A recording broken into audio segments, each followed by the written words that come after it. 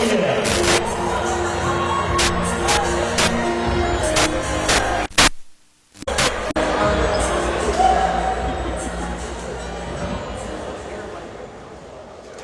everybody doing?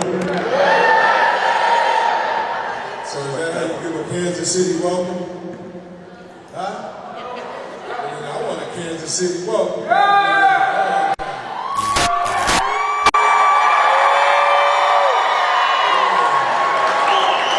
Yeah, that's not bad.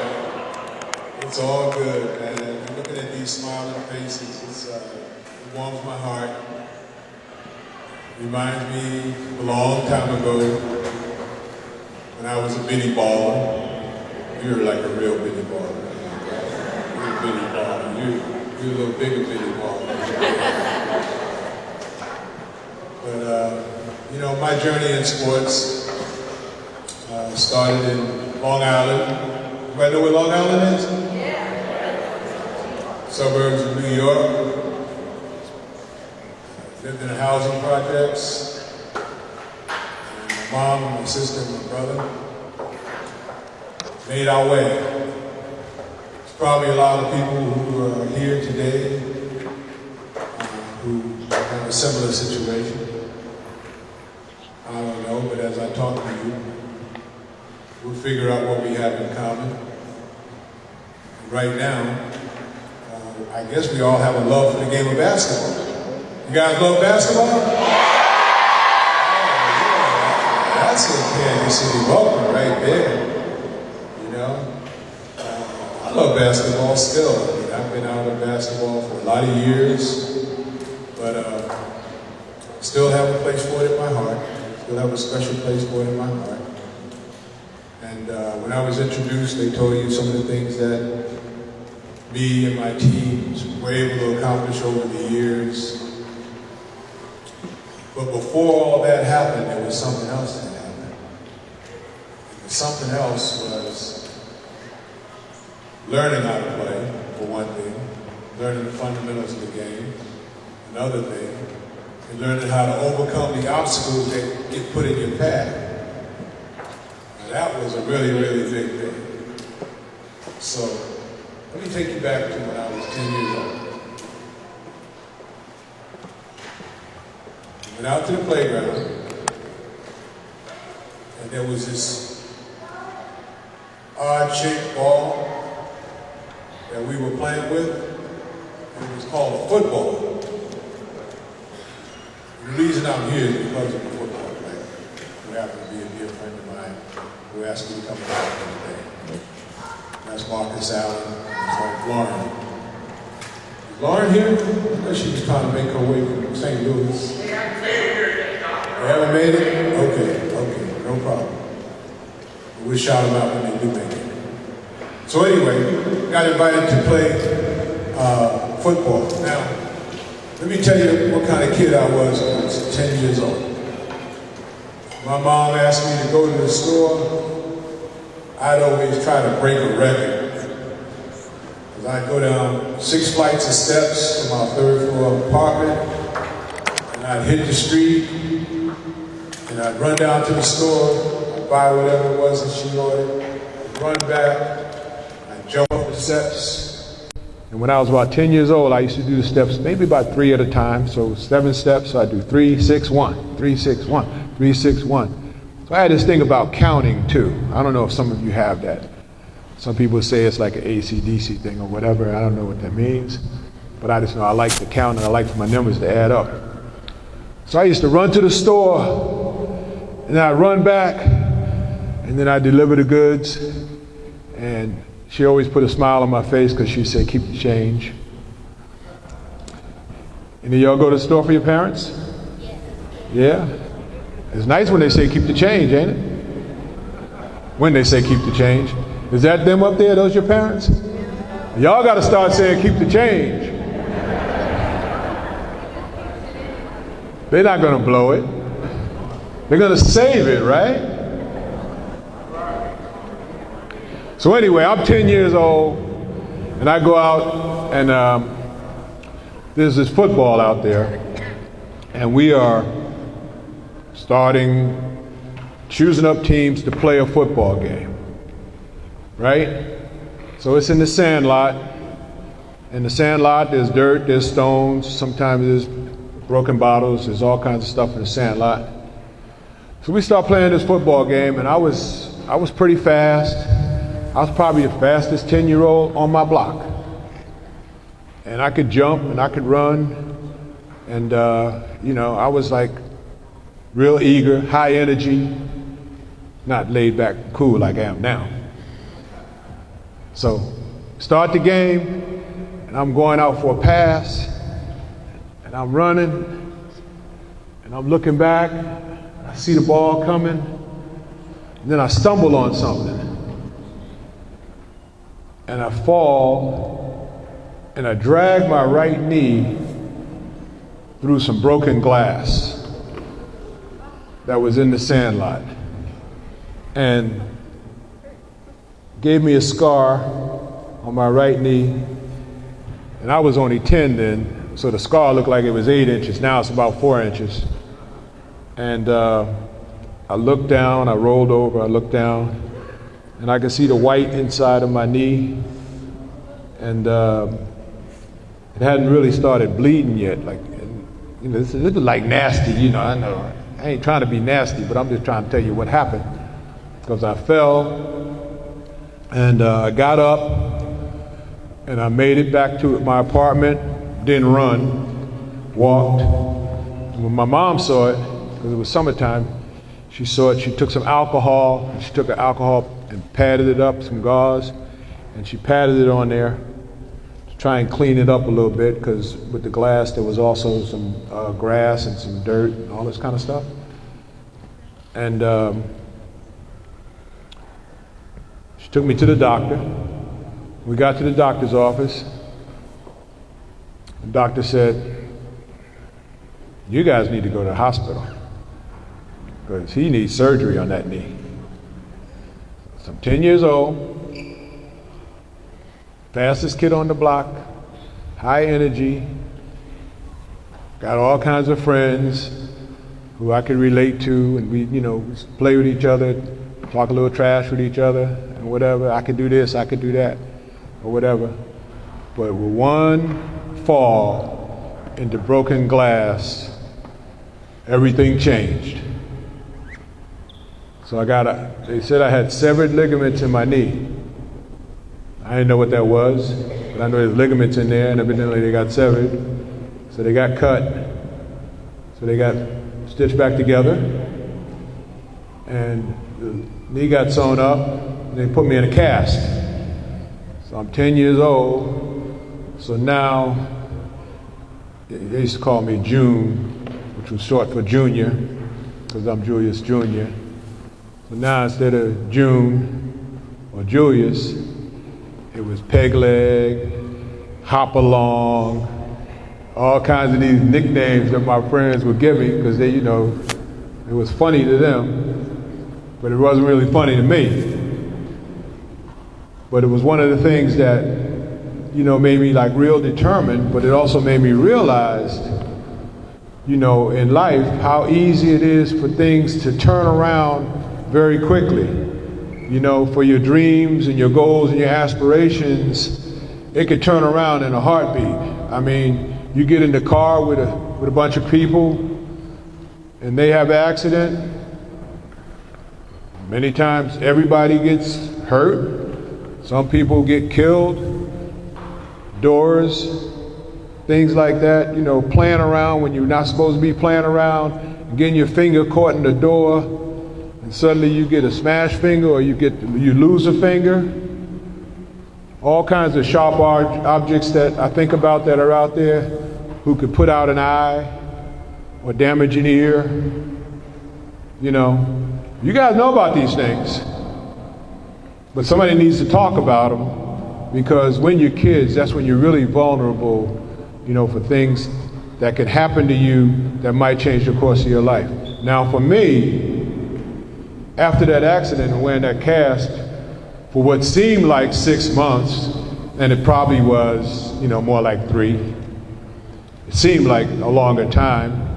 but it probably, in my lifetime, I mean, it was a very short window in my life. But when I got out of that cast, I didn't recognize my leg. You know, one was normal, and this other one was so thin and skinny and pale.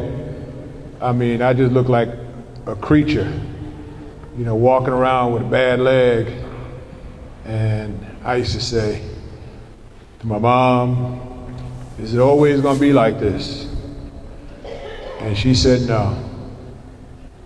She said, "You keep your faith, keep your family, and you stay free in terms of getting out and working your way back. You know, those three things, the faith, the family, and the freedom." And the freedom is all about either I'm going to get up and do it, or I'm not going to do it. You're free to make a choice. Am I going to do it, or am I not going to do it? Am I going to walk out of my apartment and run down those steps? And when I get back to my apartment, am I going to run up those steps? You have the freedom to make the choice. So make the choice. In our playground, we had swings, we had monkey bars, and we had benches. And this was the playground nearest my projects.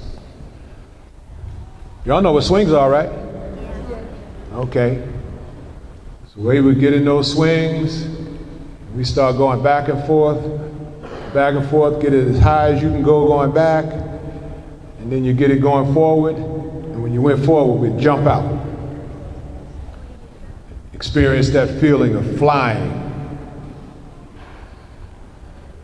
Flying is good, but if you don't know how to land, it could be a bad thing. So for me, because I became like a high jumping basketball player, slam dunking, all that kind of stuff, and I always thought the key for me was landing, you know, because if I didn't land right, I wasn't going to try to jump anymore. And I have friends who were bad at landing. So they'd go there and they'd hit the back of the rim, the ball bounce out, and then they'd do a bad landing. So then it was like insult to injury. You ever see a guy miss a dunk and have a bad landing? That's an ugly sight. So we had the swings, we had the seesaws, go up and down on the seesaws, and didn't jump off. It's not too good for the other guy when you jump off, when you have a seesaw down and you jump off and they come down unexpectedly. But that was part of the fun of it. You know, and the benches, running and jumping over the bench. Run, get in front of the bench, jump over the bench, land on the other side. Then you get to the point when you knew you were getting better because you'd come into the back of the bench, and you'd jump over the back side and land on the front side. And that was a challenge to jump over the back of the bench. But I knew over the next basically 3 years of doing this little stuff, this rehabilitation, and having the freedom just to go out and challenge and say, you know, hey, I want to get back to where I was. I want to go beyond where I was before. And after about 3 years, I had a really good thing happen.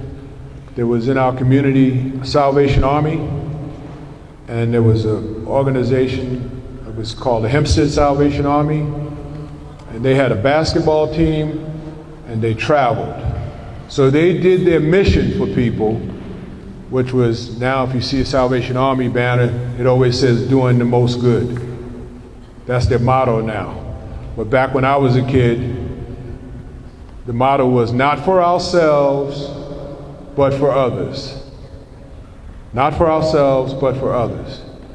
Everywhere you saw the Salvation Army, they said not for ourselves, but for others. Now they say doing the most good. This made a big impact on my life, because I knew I was out here doing hop along and doing peg leg and doing all this rehab in the playground, because it wasn't anything that a doctor prescribed for me, you know. it was something that I just did with the other kids, and I just wanted to do it better than the other kids. So the point is, you know, you got to really work hard to be great at anything. And when it comes to basketball, it's not always what you do with a ball. Many times it's what you do without the ball. When coaches ask you to run laps, coaches ask you to run wind sprints, when coaches tell you to get out on the track and give me a mile in less than 6 minutes or whatever, all that contributes to the preparation to play the game. And the next 3 years for me was more about preparation than playing the game, because my game was kind of ugly then. I'm gonna be honest with you. You know, I mean, I could jump a little bit and I could rebound, but I couldn't shoot the ball with one hand. I used to shoot the ball with two hands, and I used to stay within like 5 or 10 feet of the basket because I was shooting with two hands. And there were always some guys out there who just load up and let it go, you know, from 15 feet, from 20 feet, or whatever, and I couldn't do that. I eventually learned how to do it. So everything didn't just happen at once for Dr. J. As a matter of fact, nobody called me Dr. J during that time.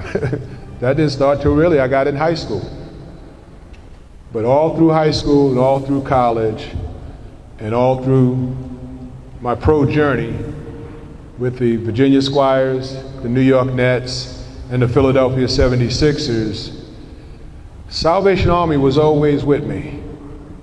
The Salvation Army was always like my rock of Gibraltar. And when I went into the Basketball Hall of Fame, I made sure that the guy who was my coach of the Salvation Army, a guy named Don Ryan, that he was sitting front and center, and there was a banner up on the wall behind me for the Hempstead Salvation Army. So I was fortunate enough to stay connected to my roots. And as I look at you today and think about you, I hope that one of you can do that. But I know that more than one of you can do that. And that's stay connected to your roots. Never forget where you came from. Never forget who reached out to give you a helping hand or to give you advice or just make a suggestion that's going to help to make you a little better athlete or a lot better person. Because it's not all about athletics. And I've been out of basketball for 30 years. Y'all supposed to say, woo. So I was only in for 16 as a pro, and I've been out for 30, and we're going on 31. All right, so there's a lot of life, and there's a lot of personal development, and there's a lot of learning to be done outside of that window of time that you are an athlete. And if some of you are fortunate enough to become a professional athlete, and I know Kansas City's gonna have a rep, you know, y'all gonna have a representative. Who thinks they're gonna be the representative in the pros from Kansas City? Let me see, show of hands. Don't be shy. Who's gonna be a rep? 1, 2, 3, 4, 5, 6. Who's gonna be a rep? He's the man right there. All right. Oh, all of y'all. All of y'all. Well, that would be great. I hope that comes true. And believe me, you know, when you shoot for the stars in life, there's always these other nice places where you can land if you don't reach the stars. And that's something to grasp a hold of too and say, well, yeah, man, I was shooting for the stars, but I didn't make it all the way up to the stars, but look where I'm at. You know, I'm still in a good place because I applied myself, and I tried, and I tried, and I tried again, and you only fail when you quit. So I know we don't have no quitters in here, and you're not listening to a quitter now, because I don't think I've ever really quit on anything in my life. You know, I've come up short. Chased the World Championship of the NBA for 7 years. And 3 times went to the finals. And 3 times we lost in the finals. And then in year 7, we ran through the league with a 12-1 record in the playoffs, which is the best playoff record of all time, and won that championship.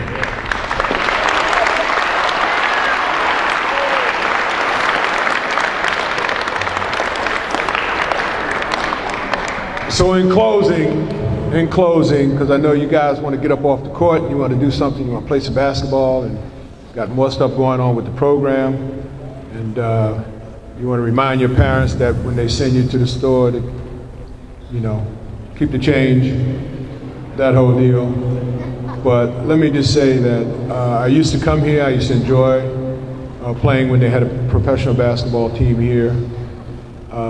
I was here this past weekend with a league that I coach in right now called the Big Three, and we played over it at the Sprint Center, and it was pretty good. It was on CBS, so that was pretty exciting. So who knows? Things always happen in threes, and maybe since I've been here twice within 7 days, I'll come back again, and maybe something good could happen. Thank you, and God bless you. How about that, ladies and gentlemen? No, Reebok World Champions. You can do better than that. Make some noise for Dr. J. Feisty ones, they're ready.